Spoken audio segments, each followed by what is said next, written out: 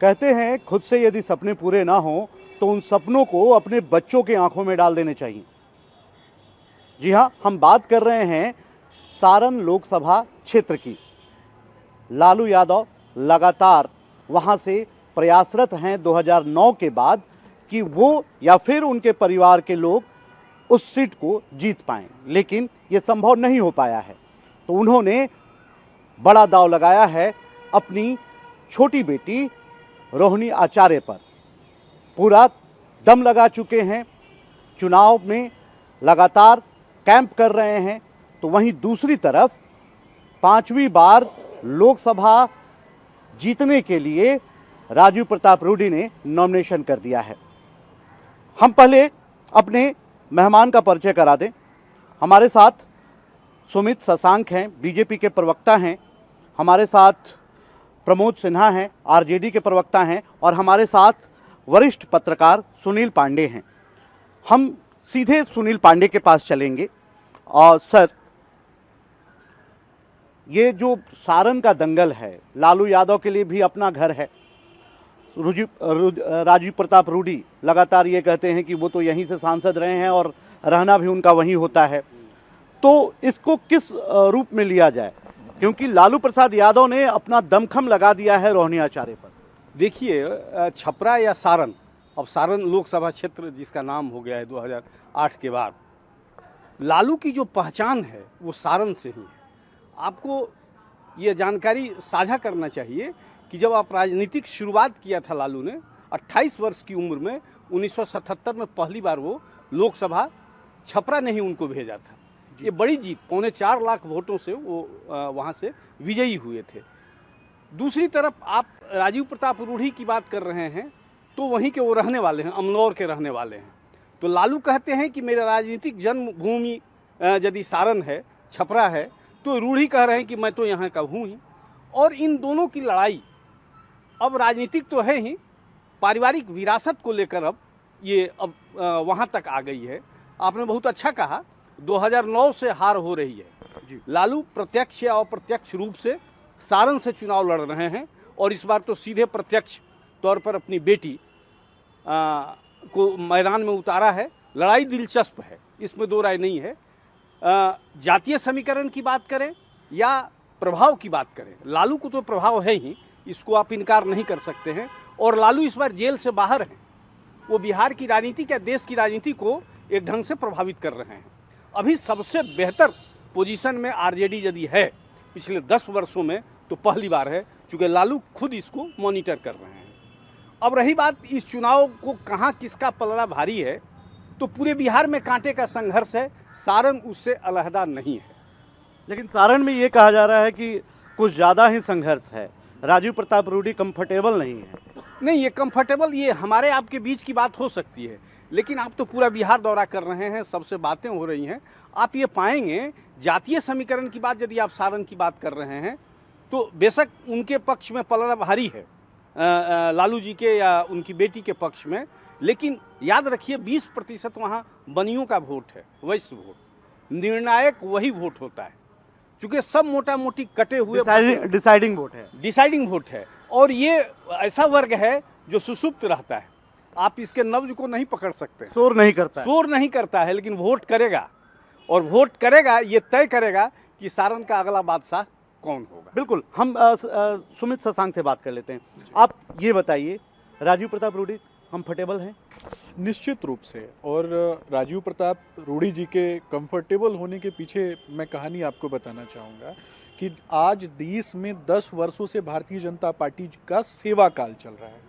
और इससे पहले 2014 के पहले जिन लोगों ने भी सत्ता में जो लोग रहे, वो लोग सत्ता को सेवा काल उन लोगों ने माना नहीं। हमने जब कभी भी हमारा सेवा काल रहा, हमने विकासकारी योजनाएं और जन कल्याणकारी योजनाओं को ज़मीन पर उतारने का काम किया। देश के यशस्वी प्रधानमंत्री नरेंद्र मोदी जी ने न केवल 5 वर्षों के अपने कार्यकाल में, पहले कार्यकाल की बात कर रहा हूँ, उसमें विकासकारी जो कल्याणकारी जो योजनाएं हैं उनको ज़मीन पर उतारने के लिए कार्य किया। उसके बाद आप देखेंगे कि 2019 का जब चुनाव होता है तो पूरे देश में ये आरजेडी का जो अफवाह तंत्र है और ये इंडी अलायंस का जो अफवाह तंत्र है, जो कि उस समय महागठबंधन के नाम से जाना जाता था, ये पूरे अफवाह मंडली ने लगातार आपत्तिजनक नहीं, बातें नहीं, कही। आपके आंकड़े दुरुस्त हैं, ठीक है, आप बता रहे हैं, लेकिन बिहार में एक कहावत बहुत प्रचलित है, रोटी बेटी और वोट जात में ही दी जाती है, और जातीय समीकरण तो लालू यादव के साथ है। देखिए, जातीय समीकरण से कहीं आगे बढ़कर गुणवत्तापूर्ण शिक्षा की बात किसने की? कहीं ना कहीं जब कोरोना काल जैसे महासंकट में आप देखेंगे कि ये लालू जी, तेजस्वी जी, मीसा जी और रोहिणी जी ये कहाँ थे? ये किस एक तरीके से ऐसे शब्दों का प्रयोग नहीं करना चाहिए, लेकिन इमोशन भी तो है कुछ, कि ये किस बिल में छुपे हुए थे। कुछ लेकिन- इमोशन भी तो है। नहीं, बिल्कुल भी नहीं। कहीं ना कहीं पूरा देश ना इमोशन किसके साथ जुड़ा होता है? जब आप किसी की भूख प्यास को मिटाने का काम करेंगे, कोरोना जैसे बाप बेटी का रिश्ता भी तो है कुछ। नहीं, कोई रिश्ता नहीं है। मैं ये पूछना चाहता हूं कि रोहिणी आचार्य जी अगर सारण में जाकर के वोट मांग रही हैं तो उनको जवाब देना पड़ेगा ना कि यादव कुल की बेटी जो ऐश्वर्या राय हैं उनको बाल पकड़ के घसीट के घर से बाहर निकालने का काम क्यों किया? जवाब तो मांगेगी ना जनता। और इस पर तो कोर्ट ने भी मना किया, हम तो बात ही नहीं करेंगे। वो जन सरोकार से जुड़े हुए मुद्दों की हम बात करेंगे, इधर उधर की बात नहीं करेंगे, क्योंकि हमारे नेता आदरणीय तेजस्वी प्रसाद यादव जी ने जन सरोकार के मुद्दों पर ही जनता के बीच जाने का काम किया। इन्होंने एक अच्छा शब्द का प्रयोग किया, गुणवत्तापूर्ण शिक्षा। हमारे नेता आदरणीय लालू प्रसाद यादव जी ने 1991 में जो है बीपीएससी के द्वारा शिक्षक नियमावली को बना करके बीपीएससी के द्वारा 22,000 शिक्षकों की नियुक्ति कराई थी। उसके बाद 34,500 की भी नियुक्ति होने वाली थी, लेकिन कोर्ट में डिले होने के कारण वो बाद में ये चला गया, फिर बाद में सर्व शिक्षा अभियान। अब देखिए, जब हमारे नेता गठबंधन में आते हैं, इन्होंने क्या किया, नियोजित शिक्षक देने का काम किया, और हमारे नेता ने क्या किया, बीपीएससी के माध्यम से अस्थायी नियुक्ति पत्र बांटा। मात्र 17 महीनों की सरकार में आपने देखा कि 70 दिनों के भीतर शिक्षकों के मापदंड पर लगभग 2.25 लाख नौकरियां देने का काम किया, और 5 लाख नौकरियां जो है। लेकिन ये कह रहे हैं, ठीक है, आपके भी आंकड़े बहुत दुरुस्त हैं। नहीं, बिल्कुल, तो इनका एक ही शब्द को पकड़े हैं, बाकी चीजों का तो जवाब हमने दिया ही नहीं। आप संक्षेप में दीजिए। हाँ, बताइए। चलिए, जिस प्रकार से ये बता रहे थे कि रोहिणी आचार्य जी और बाकी लोग, देखिए बिहार का जो मुद्दा है, उनको विदेशी बता रहे हैं। नहीं, अब वही समझने की जरूरत है ना। इसी को तो हम बोले, जो शब्द का ये प्रयोग करना चाह रहे हैं। और इन्होंने लास्ट में एक लाइन जो बोला, जिस पर आपने कहा कि कोर्ट, देश में भी एक बहू ऐसी है जो इंतजार कर रही है, बाकी बोलने की जरूरत नहीं है। अब समझ लीजिए, जिस प्रकार से पूरे बिहार के परिप्रेक्ष्य में आप देखिए, 10 वर्षों से इनकी केंद्र में सरकार है, 17 वर्षों से बिहार में, चूंकि 17 वर्ष इसलिए बोल रहे हैं कि 20 माह और 17 माह हम लोग भी महागठबंधन में शामिल रहे हैं। तो इतने लंबे अवधि तक देश की सत्ता में रहने के बाद, बिहार की सत्ता में रहने के बाद, आप समझिए कि अभी जो चुनाव, तीसरा जो चरण का चुनाव है, जो सीमांचल और कोसी का जो क्षेत्र है, आप देखिए पलायन किस तरह से बदस्तूर जारी है। जो विस्थापित हो जाते हैं बाढ़ की चपेट में आने के बाद, उनके विस्थापन से मुक्ति दिलाने के लिए इन लोगों ने क्या काम किया, इन तमाम चीज़ों पे गौण हो जाते हैं। 46 वर्षों में बेरोजगारी दर। लड़ाई को कैसा मानते हैं? छपरा का लड़ाई किस तरह का? जहाँ तक छपरा की लड़ाई की बात है, तो एक तरफा जीत होगी हमारे प्रत्याशी की, रोहिणी आचार्य जी का। ये तो आरजेडी का मन बोल रहा है ना। नहीं, ये आरजेडी नहीं, आप तो ग्राउंड रिपोर्ट करते हैं। आप भी यही कहेंगे, जब आप ग्राउंड रिपोर्ट पे जाइए तो आप देखेंगे कि लोग जो है से लालायित है, उस दिन का इंतजार कर रहा है जिस दिन वोटिंग होना है। ये निश्चित तौर पे जान लीजिए कि सबसे अधिक मतों से रोहिणी आचार्य जी वहां से जीतने। सुनील सर, कई कार्ड खेले जा रहे हैं, इमोशनल कार्ड भी खेला जा रहा है, जातीय कार्ड भी खेला जा रहा है, कई कार्ड खेले जा रहे हैं। किसका पलड़ा भारी रहेगा? मैं कहूँगा कि मुद्दों का पलड़ा भारी है, और मुद्दे तक लोग पहुँच चुके हैं। इनके अपने बातें हो सकती हैं, क्योंकि पॉलिटिकल हैं, किसी पार्टी से हैं, इनकी एक लिमिट है, उसी तहत बोलेंगे। लेकिन बीइंग पत्रकार, जो मैं समझता हूं, वहां मुद्दों की लड़ाई है। 2 सीट या 3 सीट कहें, लालू खुद प्रत्यक्ष रूप से लड़ रहे हैं। एक पूर्णिया का चुनाव हो चुका, आप समझ सकते हैं, उसको दोहराने की जरूरत उसमें तो तेजस्वी यादव ने खुद ही बोल दिया कि आप मुझे दीजिए या फिर एनडीए को दे दीजिए। दूसरा महत्वपूर्ण चुनाव यहाँ का है। लेकिन सवाल है कि लालू किस मुंह से। तीसरा भी बता ही दीजिए सर, ऑडियंस को क्लियर कर दीजिए। तीसरा, ये दिल्ली में लड़ रहे हैं कन्हैया को निर्वासित करने के बाद। अच्छा। कन्हैया निर्वासित हुआ, राजनीतिक डेथ करने की बात आ गई, इसके पीछे भी उन्हीं का षड्यंत्र है। जी। तो षड्यंत्र, जैसे हमने पिछली बार आपको इसको षड्यंत्र नहीं राजनीति ही कहा जाए। राजनीति और षड्यंत्र में कोई खास अंतर नहीं होता, शब्दों का झोल है ये सब। मैं कह रहा हूं कि छपरा को समझना हो तो सिर्फ मॉर्टन टॉफी को याद कीजिए। इनकी उम्र कम है, आपकी भी पता नहीं, लेकिन बिल्कुल मैंने खाया है 50 हाँ, पैसे का वो टॉफी। मॉर्टन क्यों बंद हुआ आपको पता है? उसी सारण से, जहां बेरोजगार रोजगार की बात कर रहे थे आरजेडी के जो प्रवक्ता हैं। लेकिन आपको आश्चर्य होगा कि मॉर्टन क्यों बंद हुआ।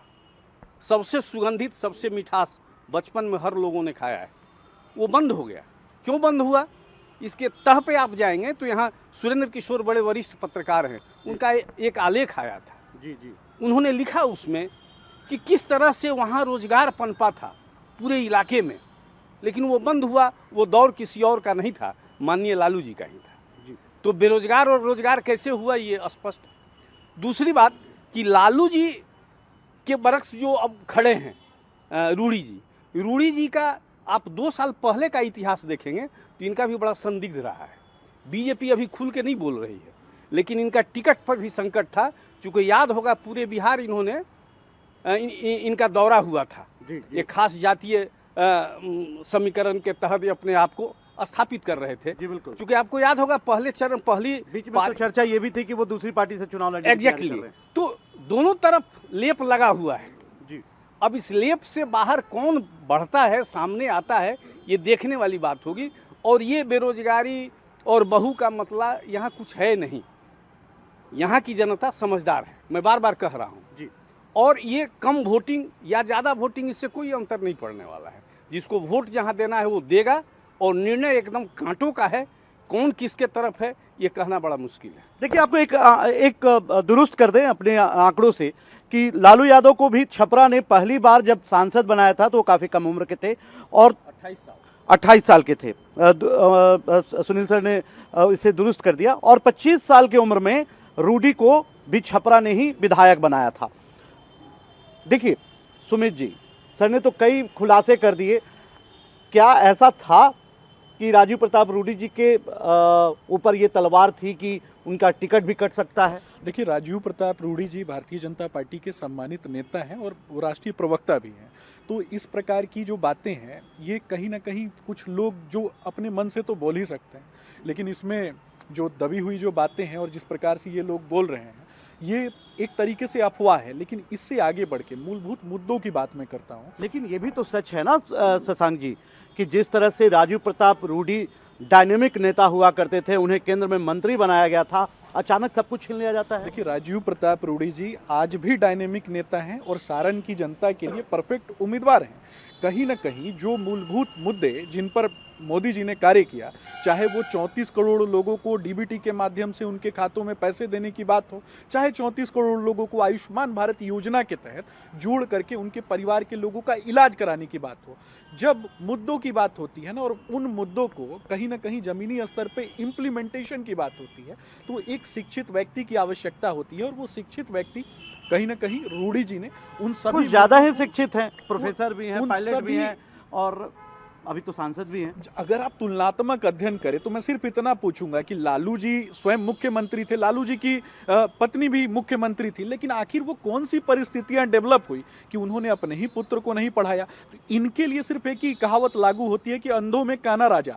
बिहार का क्वालिटी ब्रेन ड्रेन इन्होंने इसलिए करवाया। पढ़ी लिखी बेटी को तो उन्होंने उतारा है ना चुनाव में। देखिए, आज से पहले मैं पूछना चाहता हूं कि कोरोना उन्होंने तो बेटी बढ़ाओ बेटी बचाओ वाला पूरा फॉर्मूला अपनाया। देखिए, निश्चित रूप से वो परिवार बढ़ाओ और परिवार को भी आगे बढ़ाओ, इस मुद्दे पे वो आगे बढ़ते हैं। अपनी बेटी को उन्होंने देखा होगा कि सिंगापुर से लैंडिंग करवा दिया, लेकिन अपने ही बड़े बेटे को हाशिए पर खड़ा कर दिया। यह भी तो देखने की बात है। लालू जी के भाई को कोई नहीं जानता है और आने वाले समय में तेजस्वी जी के भाई को भी कोई नहीं जानेगा। ये उन्होंने किया है। लेकिन इससे आगे बढ़ के मूलभूत मुद्दों की बात करें, और मूलभूत मुद्दों की जब बात होती है तो 4 करोड़ लोगों को घर बना के देने का काम किसने किया? मोदी जी ने किया। 25 करोड़ लोगों को गरीबी रेखा से बाहर निकालने का काम किसने किया? मोदी जी ने किया। मिशन इंद्रधनुष के माध्यम से गरीब माताओं बहनों का वैक्सीनेशन किसने करवाया? मोदी जी ने करवाया। बिल्कुल, आपकी ट्रेनिंग दुरुस्त है। आपने जो मुद्दों को रटाया गया वो आपने बढ़िया रटा है।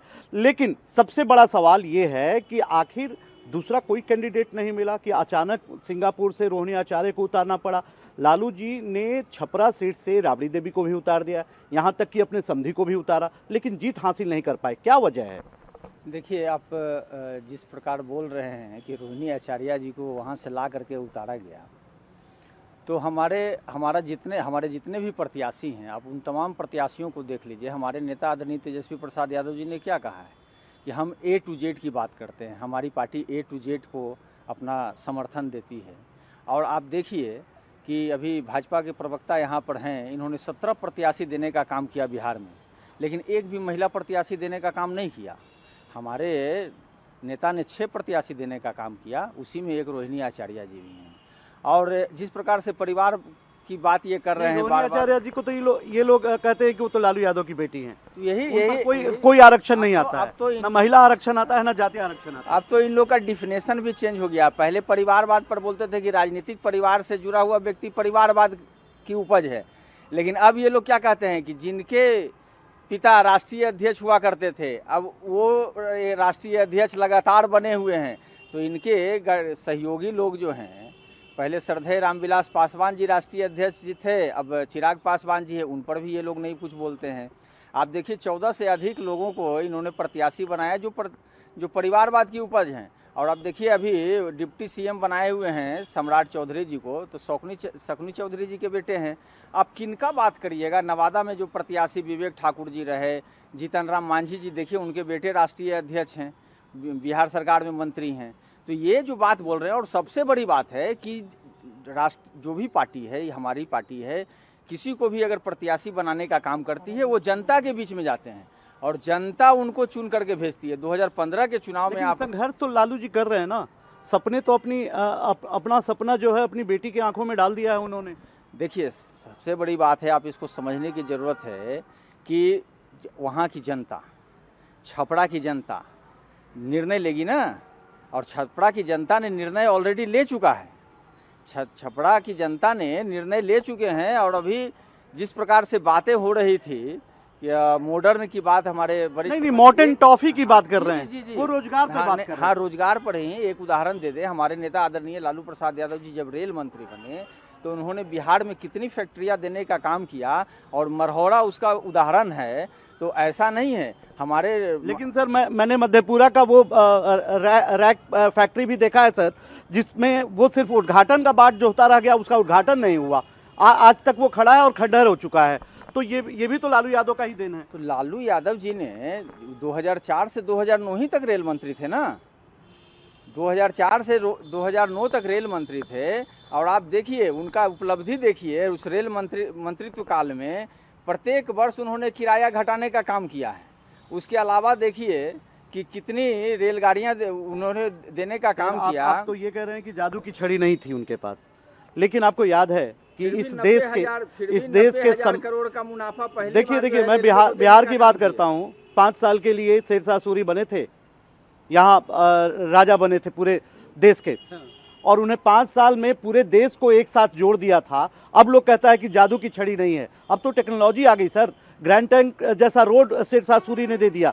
सर आप कुछ कह रहे थे, बताइए। देखिए, आपने देखा होगा और बिहार की यशस्वी जनता जानती है कि जैसे ही एक पार्टी सत्ता में आती है जिसका नाम राजद है, तो बालू माफिया, भू माफिया, शराब माफिया, ये तीनों कहीं ना कहीं ये उजागर हो जाते हैं। और सत्ता से जैसे ही ये दल बाहर होता है, तो बालू माफिया, भू माफिया, शराब माफिया तीनों अनाथ हो जाता है। लालू जी के काल की जब बात होती है, तो कहीं ना कहीं हत्या, अपहरण, लूट, बलात्कार, संगठित अपराध, यही लोगों को याद आता है। सड़कों की स्थिति किस प्रकार की थी? लालू जी ने तो भैंसों का चारा चोरी किया ना, जिसको माननीय कोर्ट ने सजा याफ्ता मुजरिम बताया, और अलकतरा भी चोरी किया। बिहार की सड़कों का निर्माण होने नहीं दिया।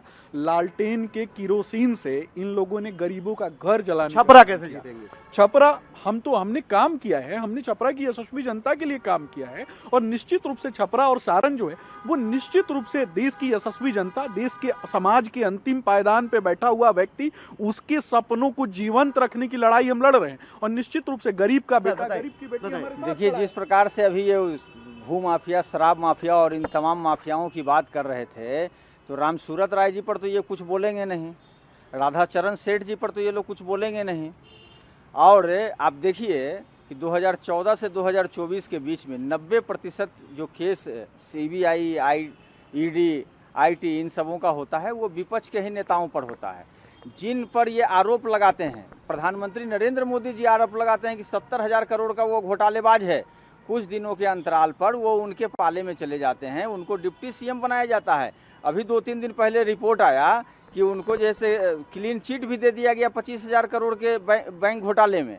प्रफुल्ल पटेल जी को भी क्लोजर रिपोर्ट सौंप दी गई है। आप बता दीजिए छपरा कैसे जीतेंगे? चलिए ये एक दूसरे के खिलाफ बहुत डाटा तैयार करके आप लोगों ने रखा है। बिल्कुल, छपरा कैसे जीतेंगे? छपरा ही नहीं, महागठबंधन की जो 40 सीटें हैं बिहार की, उन तमाम सीटों को हम जीतने का काम करेंगे। और जीतेंगे इसलिए कि हमारे नेता आदरणीय तेजस्वी प्रसाद यादव जी ने जो कहा उसको 17 महीनों की सरकार में करने का काम किया, पहली बात। दूसरी बात, हमारा जो परिवर्तन पत्र आप लोगों को भी मिला होगा, उनमें जनता के लिए जो किया गया है, इन लोगों ने भी घोषणा पत्र जारी करने का काम किया है। उसमें तो इन्होंने नहीं बतलाया कि हम बिहार को फिर से नहीं बोले कि बिहार को हम विशेष राज्य का दर्जा दे देंगे या बाकी चीज़ों पर, लेकिन हमारे नेता ने महंगाई से लेकर के सारी चीज़ों पर, इवन कि जो रेलवे में रियायत दी जाती थी बुजुर्गों को, उन तमाम चीज़ों पर उन्होंने खुल करके परिवर्तन पत्र में बातें तो पत्ता कौन सा चलेगा इस बार का जो पत्ता है वो कौन सा चलेगा? देखिए, मैं बता रहा हूँ आपको कि ये तो राजनीतिक चोचलेबाजी चलती रहेगी, लेकिन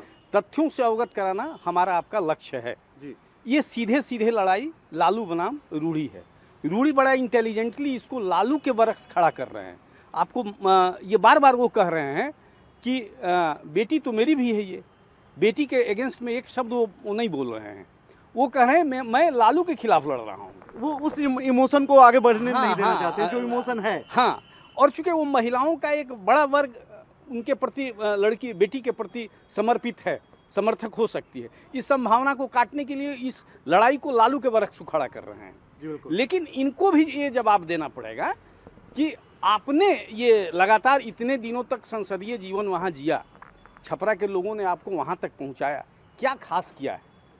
आप अपने समकक्ष RK सिंह आरा के सांसद हैं, वो आरा को बदल दिया। जी बिल्कुल। सारण कितना बदला है?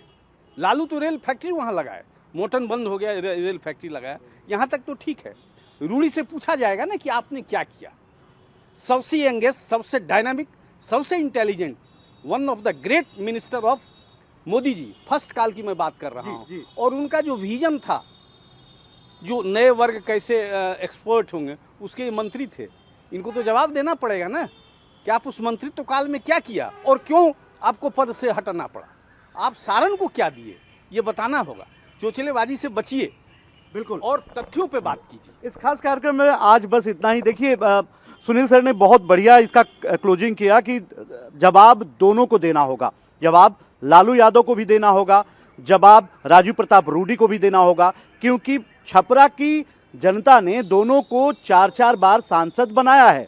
5वीं बार के लिए राजू प्रताप रूडी जा रहे हैं, ठीक है। लेकिन सबसे बड़ा सवाल है कि इस बार लालू बनाम रूडी होता है या रोहिणी आचार्य बनाम रूडी होता है। ये 4 तारीख को पता चलेगा, 4 जून को पता चलेगा जब रिजल्ट आएगा। हमारे सहयोगी कुंदन और कैमरा पर्सन अशोक के साथ मुझे ब्रिजम पांडे को दीजिए इजाजत। नमस्कार।